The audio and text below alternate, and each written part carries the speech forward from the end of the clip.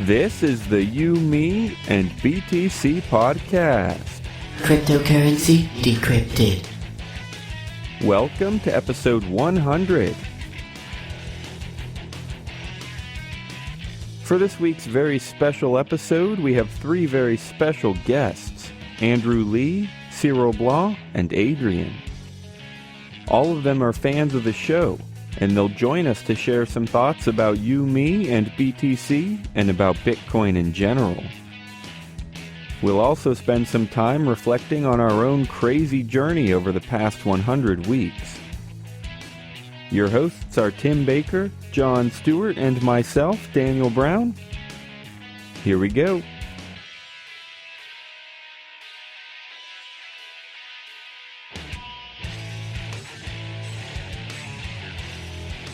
Ladies and gentlemen, episode 100, triple digits. What the heck happened to us? How's it going? Thanks for being here for this gigantic landmark. I am Daniel Brown, and I'm here with Tim Baker and John Stuart. Yeah, what do you guys think? A landmark, right? I mean, is it real? Well, yeah, it's real, but a podcast is one of those things you don't really need any kind of feedback to put out. You can kind of just keep on putting it out. It's just up to how much money you want to waste on it. We could just do a 5-minute podcast 10 times a day and nobody would listen to it, but we'd get to 100 real quick. So that's how good we are. So yeah, let's see. This will be going out on Thanksgiving Day. I guess that's November the 26th, and we're recording on the 25th. So it'll go out tomorrow. Happy Thanksgiving, everyone. Last year for episode 50, I think 50 went out on Christmas Day, maybe 52. But anyway, happy Thanksgiving. What are we thankful for? I'm thankful for our fans. Are you guys thankful for anything? Well, if we have fans, I'd be thankful for them. Yeah, I mean, they're probably cool, I guess. I mean, we or did maybe actually... not. There's like that... I think it's Groucho Marx here that quote, like, I wouldn't be a part of any group that would accept me. Well, my theory is that none of my life is real. It's all just in my imagination. So, it's possible I made everything up. I think the universe was programmed by humans in the future. So, like, right now we're just running a simulation that we will create in, like, 50 years or something. We'll get there. So it's like a time loop. I'm cool with that, as long as my ego is stroked occasionally. So yeah, speaking of fans, that's one of the things we want to focus today's episode on. So I think I'm going to put this part at the beginning. So coming up, we have some fan interviews, and that was pretty fun. I did those by myself. I guess John and Tim weren't around, or I didn't really even ask them, so sorry guys. Yeah, I probably could have done the last one you just did, but at least one of the other ones I know I couldn't have done, so... But yeah, they were pretty fun, and honestly, I got to learn a lot. I liked meeting... Well, a couple of them we knew, but one of them was somebody that I hadn't met until they asked to, yeah, I'd love to join you for episode 100. And it was great to talk to a pretty new fan. Another thing for Thanksgiving and for Black Friday, I guess, is we're ad-free today, coming to you with no commercials, commercial-free, brought to you by McDonald's. No, I'm kidding. I hate when they do that. They're like, this movie has been brought to you with limited commercial interruption by AT&T. Well, thanks, AT&T, for interrupting my limited interruption. Next 30 minutes will be ad-free thanks to the following sponsors of the minute-and-a-half ad that then also includes a 5 to 10 second out ad by Spotify. I don't use Spotify. I use Pandora, and I have gone commercial free. So, well, hey guys, what do you think of the last 2 years? What's it been like? I know we did this kind of conversation for the 1 year anniversary kind of thing. Or I guess it's not quite 2 years. I guess that would be episode 104 kind of, but close enough.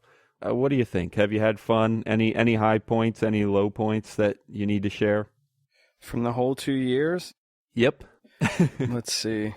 Well, we've gotten hate mail twice now, and I don't know whether that's a high point or a low point. High also, point. I was thinking about the hate mail, and like, it happened the first time, and I was like, it must have been because it was me and Tim hosting an episode. And then the next time it happened, I wasn't there, but there is a common denominator. So I'm not sure. I'm not sure if that means anything. Common denominator, Tim. Well, here's something really... Daniel has to, like, point... That's the low point of the show, is when Daniel takes John's subtly, slightly, kind of okay joke and then just blatantly just bashes the listener in the face. I with work like they're really retarded. hard to make everything understated, but when Daniel does that, Daniel's like, no, wait, I know what it means! It doesn't make me look any less cool when Daniel does that, so I'm fine with it. Unfortunately, I can't disagree with that. I got to explain things way too much. That's probably true. No, one of the cool things about the second hate mail is that I didn't even have to respond. There was another user on YouTube who responded to that comment and was like, shut up, man. They're just casual and conversational, so chill out. And I'm like, yes, this is what we need. The problem is, Daniel, is you're taking a YouTube comment and then now defending it, which is kind of putting you down a little bit. Well, yeah, you told me about the guy who defended us, though, and that's definitely cool. And also, some of these fan interviews that I did, I think at least 2 of them mentioned how casual we are. I don't know if that's because they actually think that or because we say it all the time, but, We're super that's casual, cool. bro. Well, if you say something, enough people will believe it, and if they believe it, they'll see evidence of it. That's why it's just like conspiracy theories. That's why we say we are the best Bitcoin podcast on the planet, and it's true. So, also, we're the best Bitcoin podcast on the planet. And 2 + 2 = 5. It's true. It's completely true. You know what? For me, one of the highest points, not really a point, but favorite things about all this has been meeting people, awesome people in the Bitcoin space. I mean, interviews come and go depending on how easy it is to schedule and how busy we are. But when we get a string of interviews with CEOs and founders and Andreas Antonopoulos and whoever, those are some of my favorite things about this is getting to talk to them and work with them. I love that.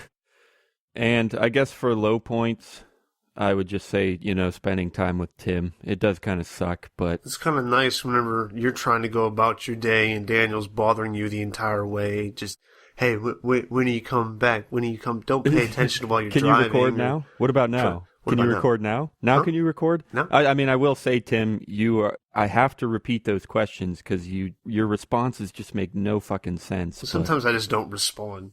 Yeah. Well, I mean, I do that too. So okay, here's something I got to ask too, because I asked a couple of the fans this about Bitcoin, and I guess I want to ask you this about the show. We've done 100 crazy weeks on this. I can't believe it, but we have. What do you guys think about the next 100 weeks on the show, or in Bitcoin in general? But is it going to go crazy? Is it going to fall apart? Is it going to get boring? Is it going to change? I don't know. Any thoughts at all? I think you're going to move out and get a better job, and then you're going to develop a serious Adderall addiction because you're going to be working your ass off. And then slowly Daniel's just going to turn to harder and harder things like meth, and then he's going to start to... Yeah. Yeah, I guess I can share that. I have officially accepted a position as a web developer, which I anticipate will be pretty fun, but I'm also moving across the country and I'm going to be pretty darn lonely. So, yeah, I don't know. Maybe I will turn to Adderall. I don't know if Adderall keeps you from being lonely, but it's worth a try, I guess. No, the whiskey's for that. Okay. What about you, John? Next 100 weeks? Oh, man. Well, I will be married within the next 100 weeks. Holy crap. There's so much stuff happening. I know. It's like we're real people now. It's hard to believe. Dang. I'm scared to be a real person. I just want to hide in the internet and pretend like I have thousands of fans, like I'm already doing. So, yeah, this is true. But yeah, I mean that, and hopefully I will have a job too. So maybe as a web developer also, if I'm lucky. Yeah, we'll both get jobs as web developers for a couple of years, and then we'll just start our own websites and not have to worry about anyone else or anything else, and we literally can hide in the internet. Yeah, sounds like a plan. That's what normally happens. Well, I will say for the next 100 weeks, I seriously do anticipate some fun growth because that's already what happens all the time. We've never really stopped growing. Every day I get emails. This many people signed up for your email list. This many people started following you on Spreaker. You got YouTube subscribers. Not as much YouTube subscribers because we don't focus on that. But I do. Every day I get emails about who's following you, who's keeping up. We get, more tweets every day and whatever. So I definitely anticipate growth. We've already grown a ton, and I'm excited to see where it leads. So anyway, I guess I'm going to say enough of Tim and John. We're going to turn things over to myself and the fans because those are the best people on this show. The I best didn't even people. get to... Wait, were we just assuming I'm going nowhere with my life the next 100 weeks? Didn't you already give a response? No, not in the next 100 weeks, did I? I thought I was giving it for you. Okay, go for it. What about it? That doesn't mean I have one. I'm just expecting that. Well, I want to know. Make something up. I'm get swole as fuck and pretty much just bench press the world. All right. So, when we need a lift with the show, Tim will help us out. Yeah, it's very good for the whole speech and talking thing, but... Tim's going to go on steroids, and it's going to mess with his voice, and he'll... I don't know, maybe his voice will become the perfect radio voice, and he'll become the star of the show. It won't crack Doesn't anymore, it become maybe. more feminine? No, I think that's after I'd be done with it, I think. I think then it might go back up to where I'm cracking a few times. Because you're going to have, balls like raisins. Well, I am going to turn things over. Medical advice for everybody. I'm going to get rid of Tim and John for a little bit, but I think we'll be back at the end for advice of the year, I guess, maybe. Seriously do want to thank every single one of you fans. We could not do it without you, and we seriously are growing all the time. And you can help us with that. Tell people about us. Tell your best friends. Tell your parents. Tell your sister. Tell your girlfriend. Tell your boyfriend. I don't know. Tell everyone you know that they should go to youmeandbtc.com for the most entertaining Bitcoin podcast on the planet. No, seriously, we couldn't do it without you. Tweet about us. Share us on Facebook. Whatever you can. No, come not back whatever every you week. can. Just tweet us and share. It's not that hard. Just do it. No, whatever you can. If you have $1,000 in your bank account, I want you to buy a day's worth of a New York billboard and show us off. If you can do that, I want you to do it. So yeah, whatever you can. Can we have everyone sign a petition to send the money that we use to fund ISIS or Al-Qaeda, whichever group it is, from the government to us instead so that we can perform terrorist activities? I'm fine with us taking that whole role on as fine, the fake terrorists. I think Daniel would be okay with it. John, maybe not. You might have to break up a few plans in your future. But I think we could do well. You might as well say hi to the NSA, too. I'm sure they're listening. I don't know. One of those thousands and thousands of people that just sits at a desk and listens to this stuff. What's up, dude? What up, boy? Okay, we'll be back, guys. We'll be back at the end to enlighten you with our expert advice. Have fun with the fan interviews. Have fun listening to my voice some more because it never really goes away. And enjoy this 8-second music break instead of a 30-second or 60-second commercial break. Look what you people are getting. This is a better deal you can get anywhere. It's true. Who needs $5 off of a TV when you can get commercial-free You, Me, and BTC? All right, we'll be back. We already wasted 30 seconds there anyway, so...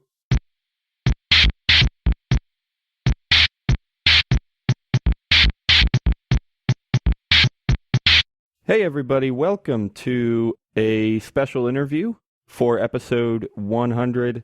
We've decided to have some fun and have some fans on the show for a few quick minutes.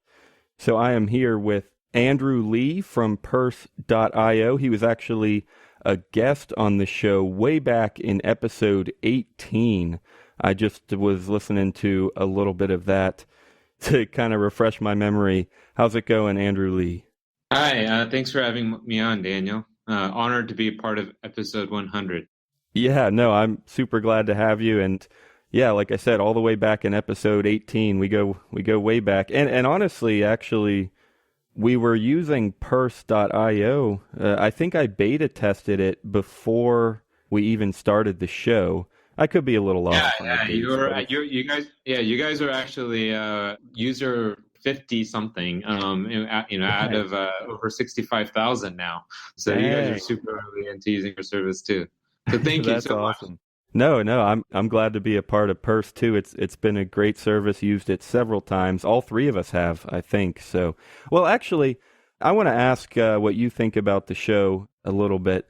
But yeah, I'll actually let you start there. For anyone that doesn't know, can we get like a 30-second overview of Purse and what you do there and anything you want to share about that? Yeah, so Purse is a Bitcoin marketplace. We're in fact the largest consumer Bitcoin marketplace, and we do a few things differently. So we provide huge value to consumers to spend Bitcoin, which is often missing in this industry. It's basically the best deals on the internet. And we also leverage Bitcoin technology to do transactions that you normally couldn't. So on Purse, we escrow every transaction, ensuring that your items get delivered if you pay for it. And we have many more new products and offerings that will expand our marketplace to be much bigger than it is today. Yeah, like I said, been using it for a long time and I love it. We've been plugging this for a few episodes now, so I might as well get it in here. We do have a little affiliate thing, so if anybody uses the code YMB at purse.io, if you spend $50, you'll get 10 millibits back, which is pretty cool. So if you're up for that, go check it out, purse.io. The code is YMB for us. So yeah, let's dive into, I guess, your fandom or something. I'm sure, I don't expect that you've listened to every single episode, but I think you've listened to a few, and I'm glad that you have. And so I guess I'll ask, what do you think about the show? What do you think about where it's been? Any favorite parts? Any least favorite parts? Anything that desperately needs to be fixed? I don't know. I just want to get your general thoughts on what it's like to listen to some episodes of You, Me, and BTC. Yeah. So we've been big fans of you, me, and BTC, and watched you guys evolve and grow your community. What I really love about the show is that you guys have a very enthusiastic community.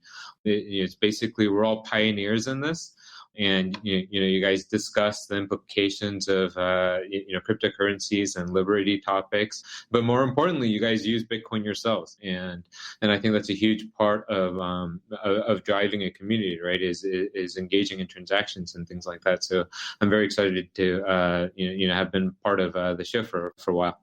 Yeah, it has been tons of fun, and the community has absolutely been a big part of it. I mean, since before we ever started the show, we say we try to be casual and conversational, and that has really allowed for just some really low key interaction with the community. And we've had random fans from bitcointalk.org. We did a show where we recorded with them. It's been really easy to just get interviews with anyone, people like you or people who are working on smaller projects, and that's it. We've been all over the community. So you're right, that has been tons of fun. So let me see, what do you think about, I mean, we've done 100 episodes, and I hope we'll do 100 more. It's going to be an interesting journey, and honestly, I have no clue where it could go or what we might end up focusing on. I mean, I'm not sure anybody knows. It's Bitcoin. Of course it's going to have a crazy future because it's always been crazy. So let me ask what you think about that. Are there any particulars that come to mind when you think about the future of Bitcoin? Anything crazy that you think should happen, that you think won't happen? Anything that a lot of people are talking about? I don't know. Just what do you think about the next 100 or so weeks in Bitcoin? Yeah. So, I'm naturally optimistic in most cases of Bitcoin, but I think the biggest risk to Bitcoin not succeeding won't be a discussion about, won't be a technical challenge, because I think we have some of the smartest people working on it. But, some of the biggest risks to Bitcoin is the adoption aspect. So if people don't use this technology, then there's been many great technologies in the past, or inventions and evolutions, and that just never made it to the mainstream. That wasn't ever commercialized. That wasn't ever used. And Bitcoin has this risk of being one of those. And so the way to solve that kind of problem is to build solutions for Bitcoin that make sense to just regular consumers. So people that don't have a natural libertarian bias or some kind of perspective from a technology as of technology, but we need mainstream use cases that get everybody excited about using Bitcoin. So in essence, we need to do better than what banks deliver. Bitcoin as a payment mechanism, as a commercial tool. And it also needs to do better than what tech companies are building on top of these banking platforms, including PayPal and Facebook. So some of the challenges that we're working on at Purse is to use Bitcoin in a way that provides much better value to end users and gets mainstream users excited about it. I absolutely agree with that. And that's definitely a big part in the U.S. because, I mean, adoption is and showing people why it's better because, there's tons of countries out there where things are falling apart and people have terrible banking services, and if they can get access to Bitcoin, they'll probably use it, I guess. But in the U.S., I mean, absolutely, we have our issues, and of course, there are things that are kind of falling apart. But in the U.S., there's a lot more people who are going to be like, well, why do I need Bitcoin? I'm okay with my dollars and whatever. And I think you're right. We have to show them why it's better. And definitely Purse is doing that with 20% off Amazon. I mean, that's completely unprecedented, and you're giving people the reason to jump on board here. So I think that's great. Yeah. So we also, in addition to the Amazon discounts, we recently launched Merchants, and the goal of that project is to provide any merchant the ability to sell their items for Bitcoin with the minimal listing fee costs or fees and all that stuff combined. So eBay charges about 10% on everything that you sell, and all these marketplaces charge way too much. And Bitcoin saves a lot of the cost in doing the payment transactions for a marketplace. So but the implications here are anybody without having to get some kind of government registration, bank requirements, and all the stuff to operate a business can just sell their items for Bitcoin. And I think this is a huge step that will translate to consumer value as well. Yeah, I'm definitely excited for all that, and I hope people are interested in it, and I hope it does drive adoption just simply by convenience and amazingness and everything. Well, this was awesome. I'm showing around 10 minutes, and we want to keep these quick so we can fit in a bunch of fans. I want to thank you a ton for joining us, Mr. Andrew Lee from Purse.io. Are there any final thoughts, anything you want to share? Can you tell us how people should find you or reach you or connect with you? Anything else before we close? Yep, so you can follow me on Twitter. It's Andrew Lee. And that's probably the best way to get in touch with me. And thanks so much for having me on the show. Awesome. Thanks a lot.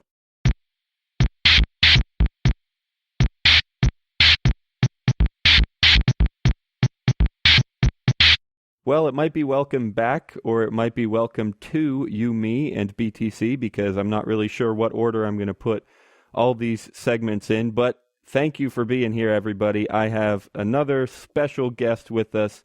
One of our biggest fans, I would say by far, he's our most active fan on Twitter. We've had so much fun getting news stories from him and kind of philosophical stories, and we have covered several of them on the show. So I am here with Cyril Blanc, or Cyril Blanc. He says both work, so thanks for being here, Cyril. My pleasure. Thanks for having me. I guess I should mention, like I said, he's super active on Twitter, and I would encourage everyone else to follow in his footsteps. We love having tweets. We love getting stories and thoughts from everyone out there. So anyone is always welcome and encouraged to tweet us at you, me, and BTC. So yeah, Cyril, thanks again for being here. I guess I'll I'll start by asking what you think about the show, just in general. I mean, my guess would be that you like it because you listen and tweet us pretty often, but maybe you hate it. I don't know. Tell us you do like about it, what you don't like about it. Know if you have any favorite parts or least favorite parts. Can you tell us what you think? I think it's good to approach the subject from a non-technical point of view, precisely because most of the people who will end up using Bitcoin are not going to be understanding the technical element of Bitcoin. So the fact that you guys seem to understand both sides of the equation, you know, the technical side, and you're able to communicate that in a casual, lighthearted manner, it's sort of cool. It's sort of like the flavor reminds me of, I think it's Bitcoin Uncensored, some guys associated with Colored Coins. They have their own podcast, and it's the smart but informal approach that I think is cool. Sorry to bring up another podcast in your episode, but I'm just saying, like, that's one trait I see in both podcasts that I think really stands out is intelligence plus the ability to not always be so formal.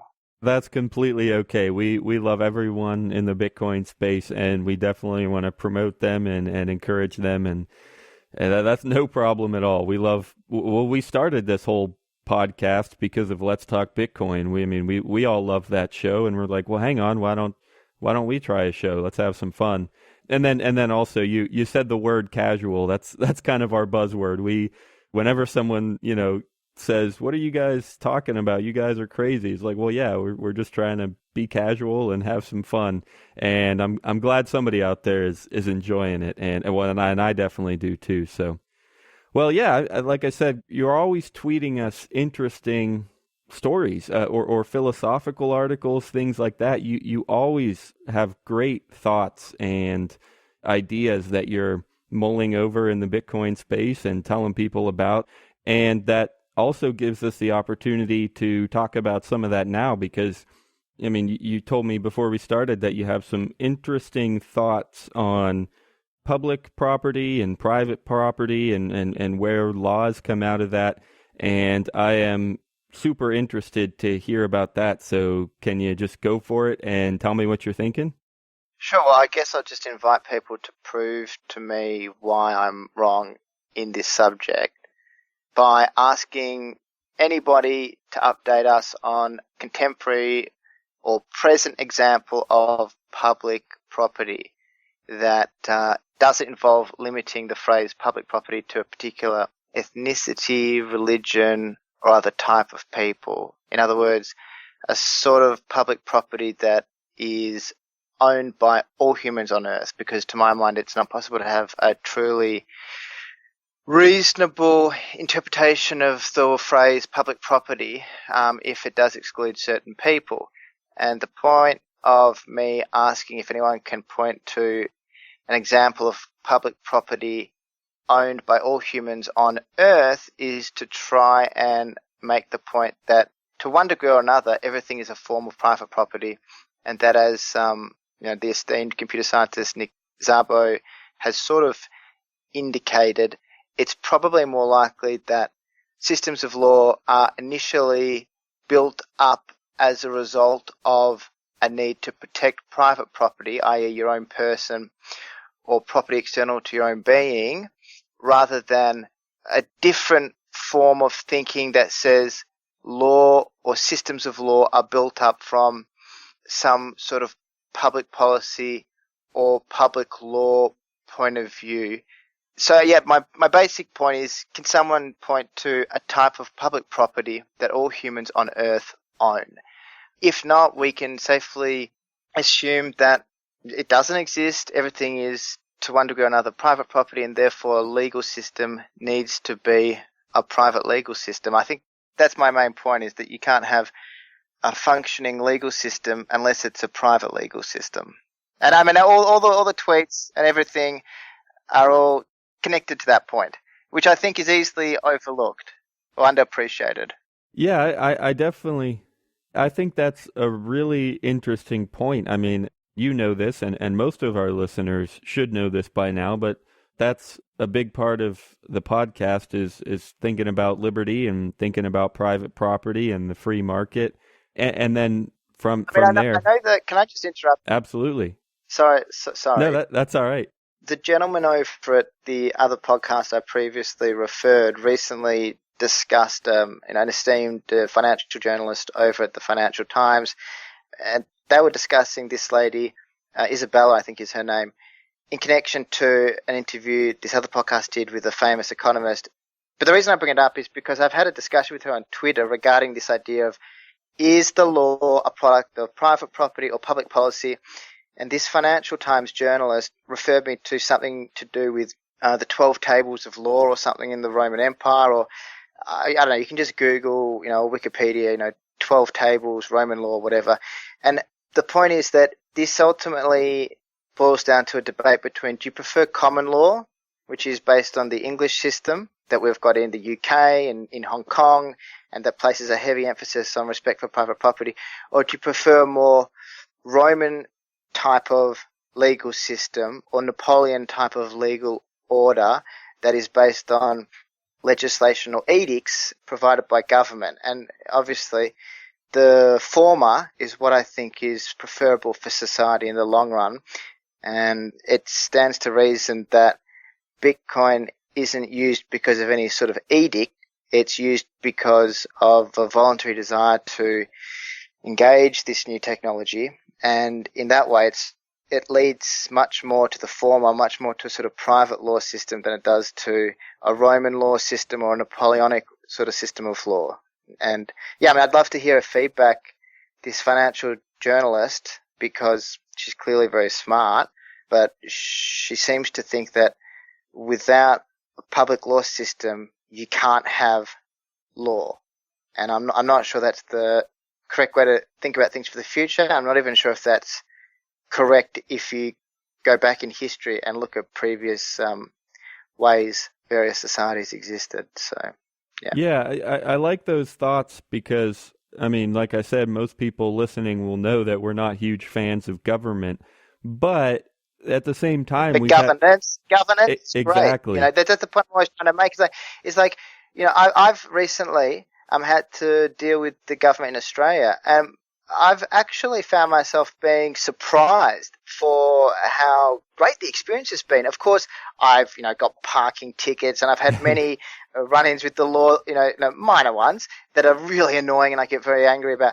But I'm just trying to make the point that this idea that a libertarian is against order, is against civilized standards and modes of conduct that people are free to opt in and opt out of, you need to really establish that fact. You need to establish the fact that governance is necessary, and that can be achieved through the private sector, not only the public sector. Right. That's exactly where I was going. We've had conversations about, well, yeah, we don't like government, but that doesn't mean we want just chaos and the stereotypical anarchy. So, well, I want to ask one more thing about this before we finish up.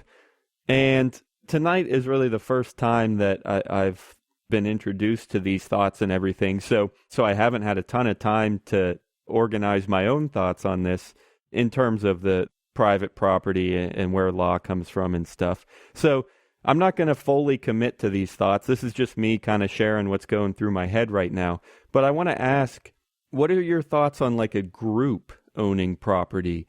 Totally. I mean, I think it's really wonderful.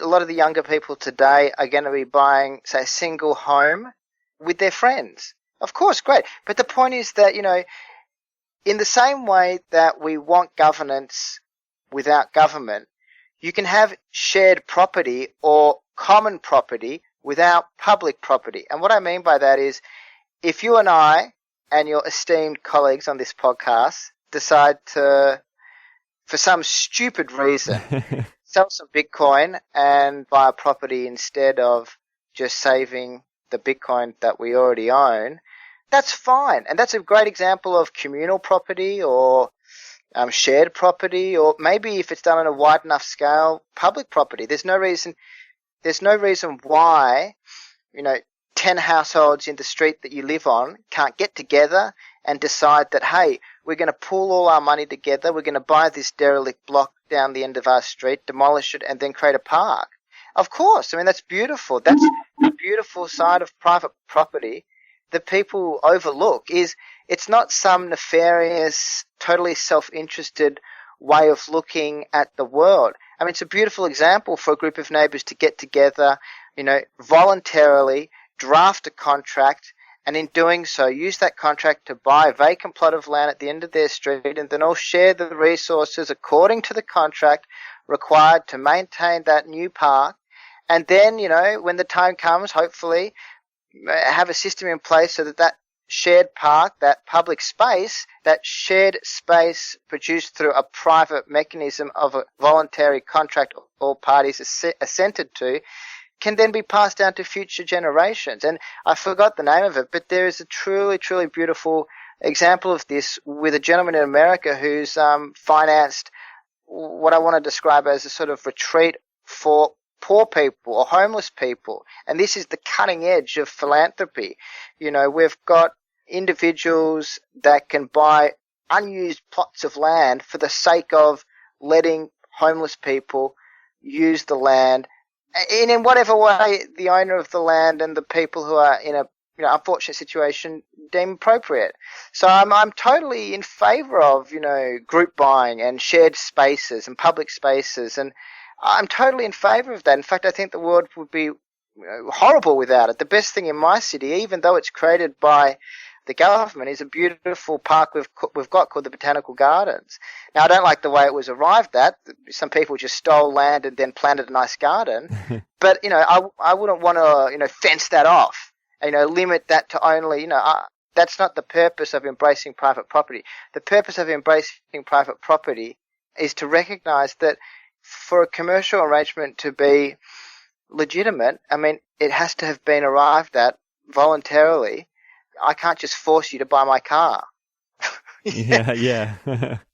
Yeah, no, I like all of that. And we've actually, I don't recall having this conversation on the air, but myself and John Stuart, we recently were chatting about national parks, and it's kind of the same thing. Of course, we don't like how they got there, and we don't, and even still, they're heavily supported by the state. But we hope that if someday, well, of course, I mean, but America has got, I think it's called Yellowstone National Park. I mean, is that the name of it? That's correct. Yep. Yeah, and this is a world wonder. It's so. And I've even purchased DVDs about it just to watch, the BBC did a thing on all the different seasons that go through Yellowstone Park. And, it's fantastic, and this assertion that because you're in favor of private property, you want to turn the world into a concrete car park with no shared spaces is just not true. Absolutely. Yeah, that's exactly what we were thinking, is like, well, we hope that, even if government was turned off tomorrow, we hope there would still be people out there who say, this is a beautiful space. Let's preserve it. Let's see if anybody will help us out and put some money into it and keep it a beautiful space. And it is a beautiful space. I've been there. Can I just add one final point? Absolutely. There's this huge divide we're constantly told between the richest people on earth and the poorest people on earth. But no rich person wants to live in squalor. No rich person wants to live in an environment that's not secure and safe and good for their own children to live in.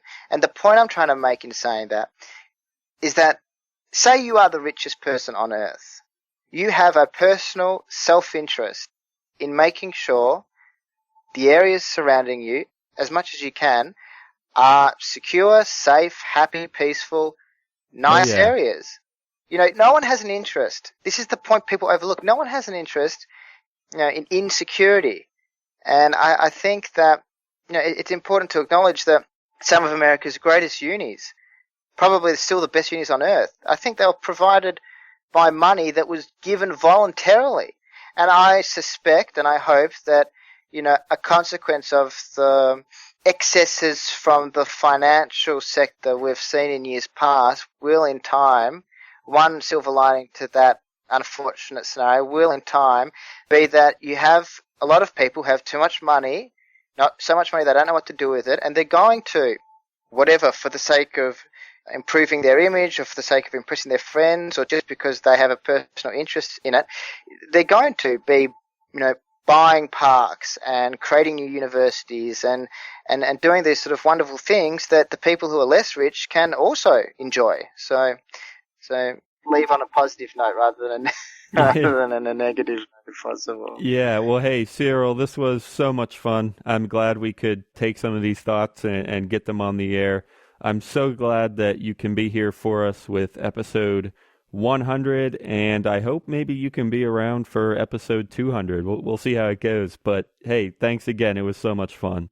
My pleasure, and thank you. I really appreciate the opportunity to speak with you.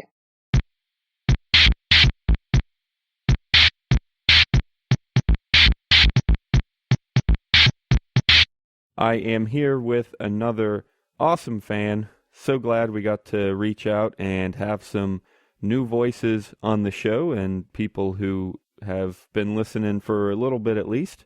This is Adrian. Thanks for joining us. Hello.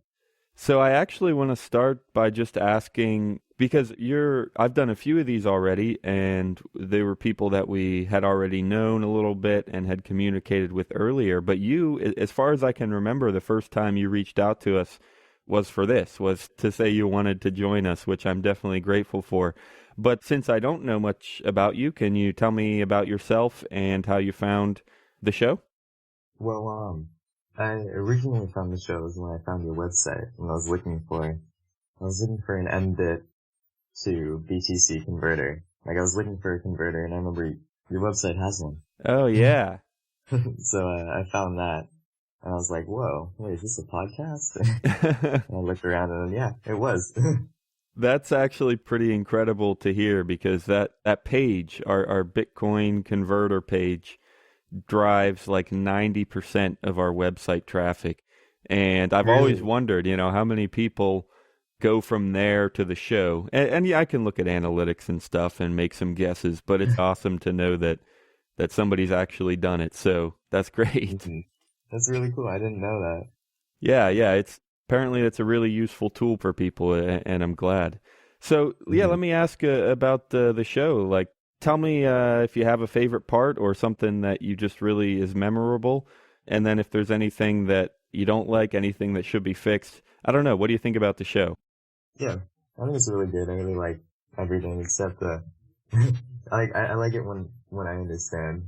Yeah. Like just some of the stuff I just don't get. But I mean, like that, you do you. Like, it's fine. But yeah, like when it's something that I really, that I can grasp, like the smart contracts and Ethereum, stuff like that, then I really can, then I understand it. And I get it. I like it a lot.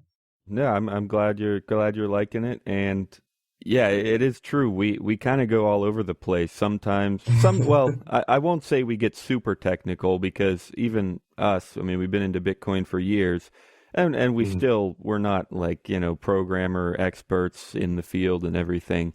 But you're right. Yeah. Sometimes we talk about, more specific stuff, and of course we like to just bash around and have fun and do whatever sometimes too. So yeah, it can definitely vary.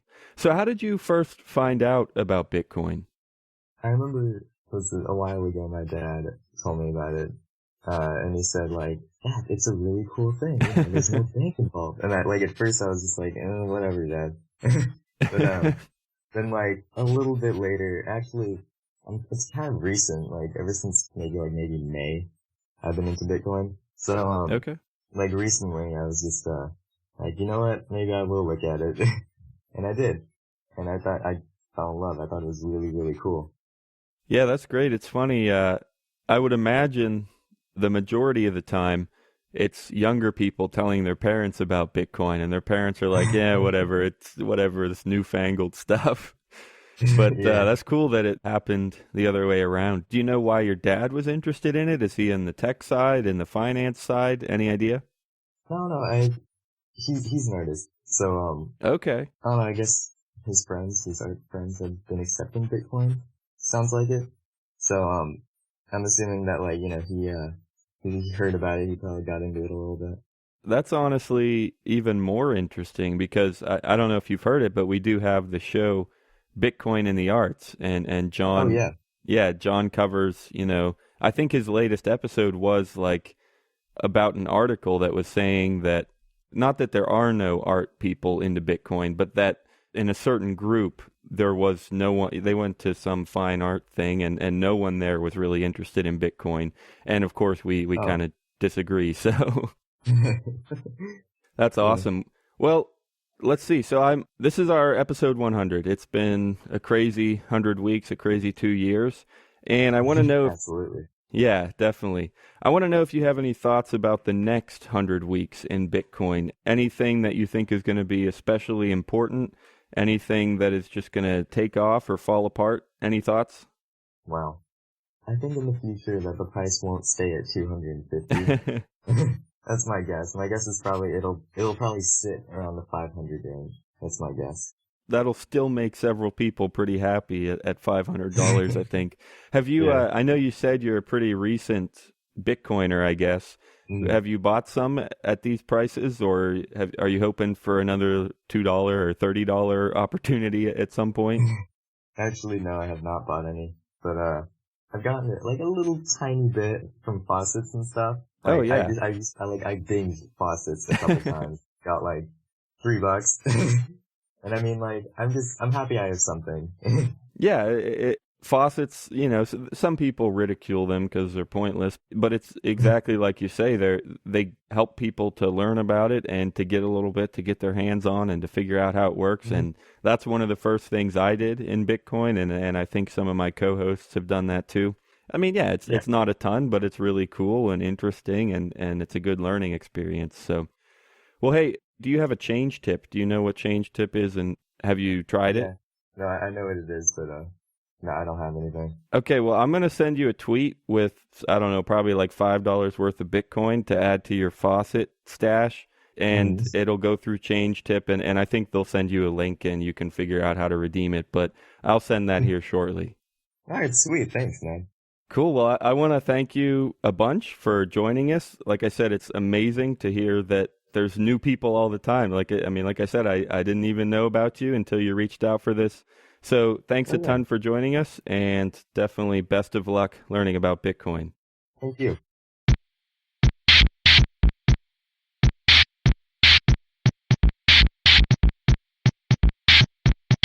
Hey everybody, we're back with the always illuminating advice of the week, which is actually this time advice of the year, so extra illumination. Honestly, it's going to be so good. It's going to be like advice of the millennia or something. We're about to knock your socks off. I hate that phrase. I don't know why, but yeah. Because you don't wear socks. John's got me there.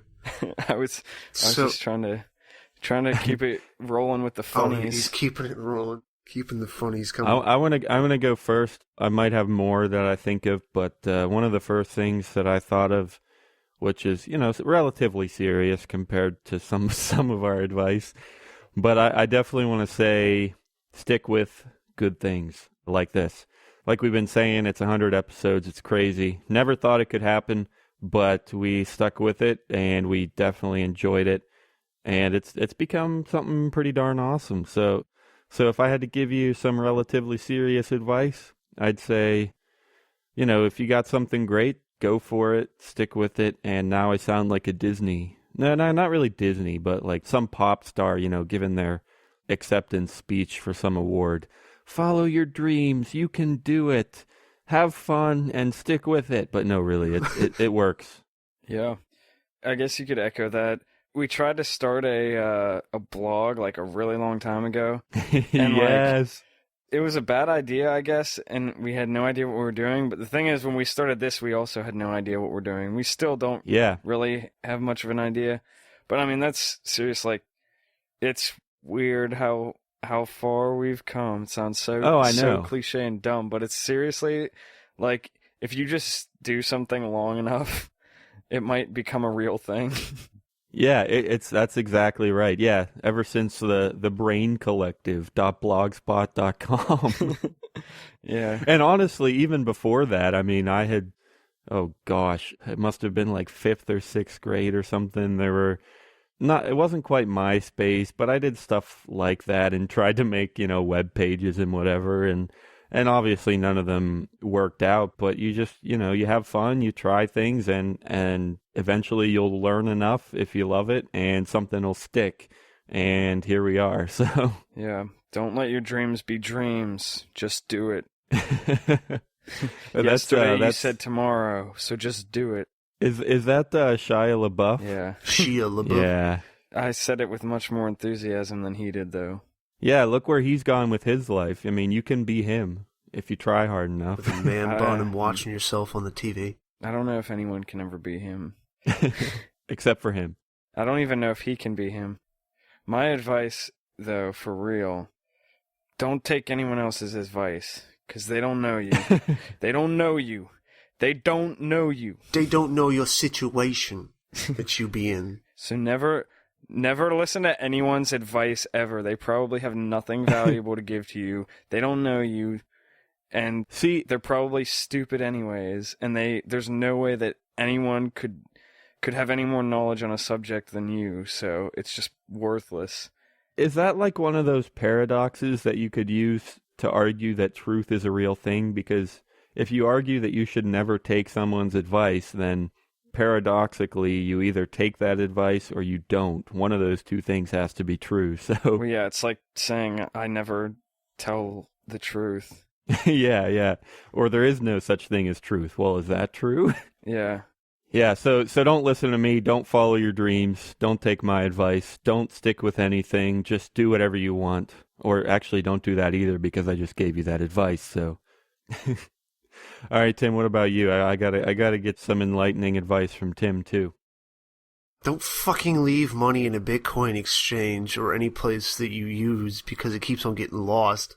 Did that happen to you? No. It's just I can't think of anything better, and that's what keeps on happening, and people keep on complaining. And actually, they don't complain, but here, just you get it again at the end of the year because all I've done is make fun of their advice.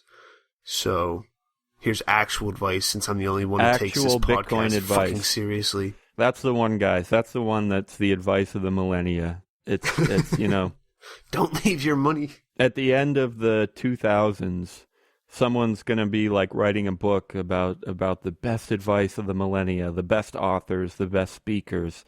And he's going to chance upon this recording, and he's going to be like, this is the one. This is the one. It's going to be the title of my book. November 25th, 2015, when Tim Baker said, actually, it wouldn't be the 25th, except for now he knows it would be the 25th. So he's going to... Cool. I just made that real quick, because normally he would have said whenever you put this out. Honestly, by then it's going to be a Martian, like we're going to move to Mars, we're going to kill all the Martians and take their planet, and then we're going to start calling everyone born there Martians, and then, generations down the line, he's going to be thinking of the greatest advice of the millennia, and he'll be going to some library and flipping through the microfiches, and that's what he'll get, so. The microfiche? Isn't that some, not ancient, 50 or 100-year-old kind of media? I don't know. Not 100, I guess. I'm looking it up. So, yeah, it's like a microform, can be film or paper. It's like a really early style of flash drive. Yeah. Anyway, I guess we're going to call it here for episode 100. Okay, I have a question, guys. Let's talk Bitcoin. I think once they hit triple digits, they started saying, this is episode 126, this is episode 277, I don't know. So what should we do? Should we start calling this episode 100, or should we stick with 100 and 110 and 123? What's the best way to do it? Do we conform? 100. We should start counting in Roman numerals. Base 2. Just start doing it in binary. Base 2. Yeah, this is episode. What's 100 in binary? 11111010. I don't know. I think that's too that's many how we'll do it. Anyway, guys, seriously, thanks again for being here. We absolutely love having you guys out there and listening. Let us know what you think all the time. Leave a comment. Send us a tweet. Send me an email. Daniel@youmeandbtc.com. @YouMeAndBTC on Twitter, Facebook or YouTube.com/YouMeAndBTC. And again, tell your friends, tell everyone, buy a New York billboard. And we will see you next week for episode 10101. I don't know, something.